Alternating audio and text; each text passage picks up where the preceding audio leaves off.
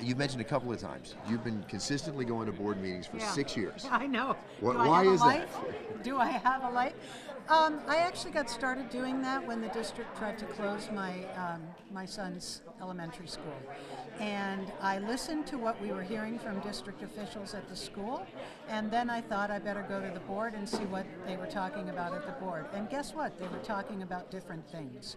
And so I decided that it was important to watch what was going on at the board, because you could have a decision made that affected you very deeply that you just didn't know anything about. So my role in the group of parents who were able to keep that school open was that I went to the board meetings. And then I got hooked and I never stopped. Now, watching all this, what hooked you?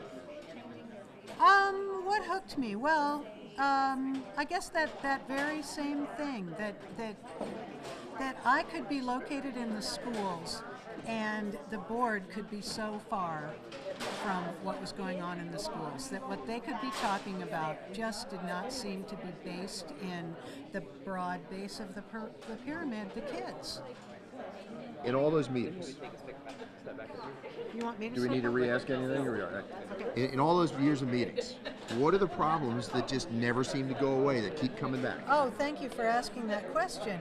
The board does not exercise oversight over the superintendent. I haven't seen a board yet that did it. I've seen individual board members. Judy Burns was fabulous at that. I mean, she would say, I want to look at paragraph 3, line 4, and I want to look at the following word, and I want to change it. I mean, she was very, very good at oversight. This board is the worst I've ever seen. They have really, really drunk the superintendent's Kool-Aid, and they spend more time giving him accolades in the board meetings than watching his work carefully. What do you most want to change, and how would you do it?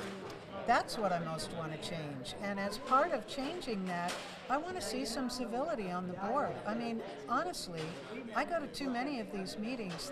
There are people bickering with each other across an awful lot of what goes on does not have to do with the real business of what the district ought to be talking about. It has to do with sniping at each other. And it is primarily, I believe currently, it's primarily from the board majority. We saw some of it tonight.